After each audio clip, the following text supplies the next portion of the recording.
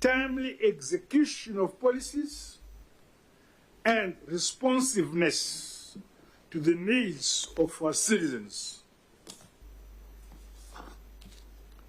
I have directed the deputy ministers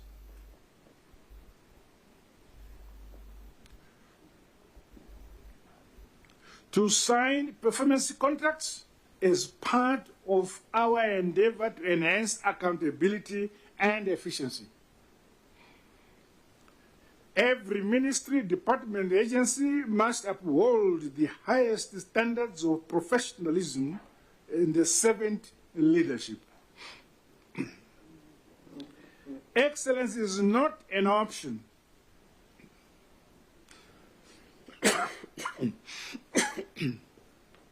But a guaranteed necessity to propel our national development agenda. Let us therefore approach 2025 with renewed vigor, guided by our shared vision of progress, prosperity, and a people-centered governance. To enhance the overall performance of our economy, the ease of doing business agenda continues to be an important aspect of our programming. In that regard, concerted efforts must be made to revisit all the areas that hinder the start or growth of all investments, whether local or foreign. I commend the entrepreneurial spirit among our people. You know, by nature, Zimbabweans are hard-working. In this regard, emphasis should be on ensuring that business does not suffer from prohibitive regulations, as well as punitive administrative licenses and the fees required by your respective ministries. These fees, licenses, and permits and regulations should promote economic development and improve the livelihoods of the people. After a shaky start, the 2024-2025 farming season is offering hope for our agricultural sector. My Minister of Lands, Agriculture, Fisheries, Water, and Rural Development will provide updates on this matter today. Regrettably, some regions of our country continue to experience floods, causing distress to many families and communities. School infrastructure has suffered extensive damage, while roads, bridges, and clinics have not been spared. Infrastructure upgrading, therefore, remains a priority, right from all the districts. Projects will resume with greater momentum once the current wet conditions subside.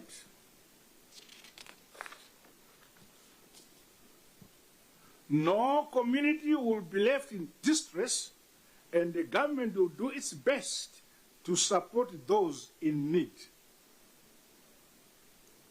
The ministers of local government and public works, as well as public service, labor, and social welfare, will soon update us on the extent of the damage and the relief efforts which are already underway.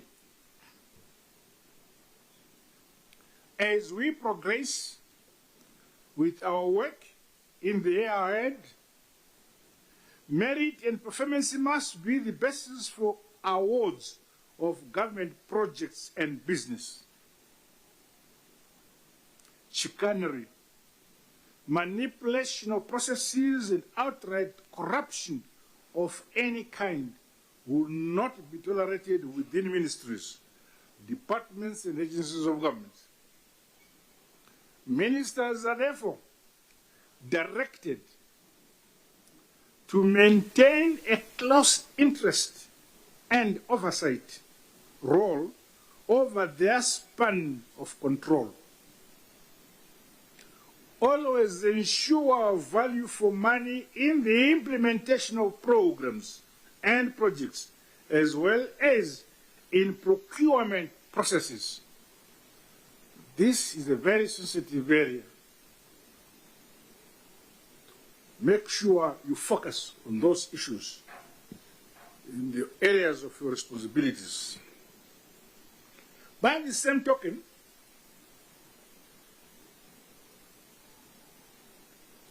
the appointment of persons into public sector boards must be based on merit. Kwete kuti akaenda kuchikoro kumwe kana takaroora pamwe chete kana tine same height. Based on merit, competence, and the requisite experience.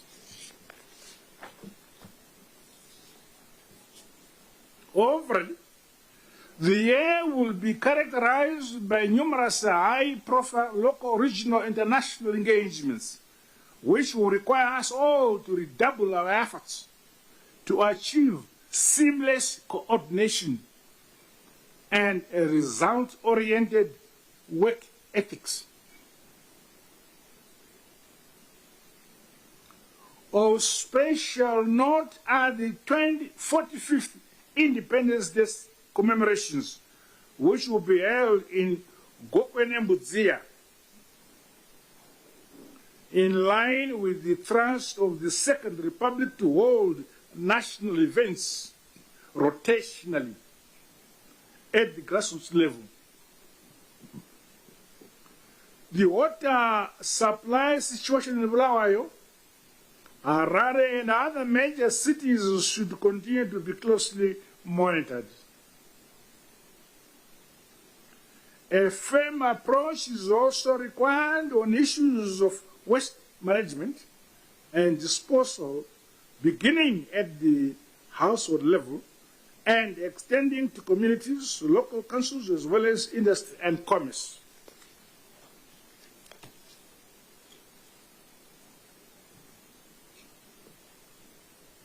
Councils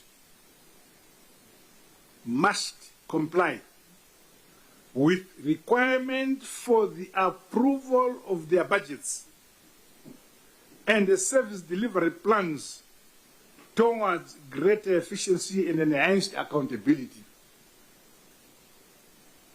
Going forward, I'm directing that all outstanding budget approvals be concluded, with that exception, within the first quarter of every year, as we build momentum to deliver world-class services to all ratepayers and the general populace of our country.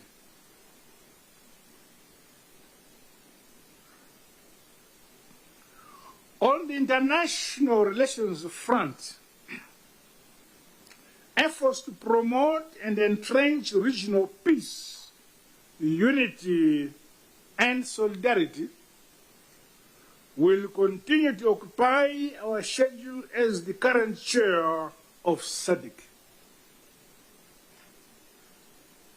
The Osaka 2025 Expo, among other high-profile international events, requires, along with the private sector, to apply ourselves fully so that our country reaps optimal socio-economic benefits from this premier global extravaganza. Finally, I urge all of us to remain aware that ours is a selfless service to the people of our great motherland, Zimbabwe. I challenge us to undertake our work with uttermost humility, sacrifice and commitment. Cabinet is run on the basis of collective responsibility. We must all pull in one direction. There is no room for lethargy, fence-sitting, and the dragging of feet. I demand boldness and decisiveness in the execution of your ministerial responsibilities, respectively. With these remarks, I now declare the 2025 Cabinet year officially open. God bless you all. God bless Zimbabwe.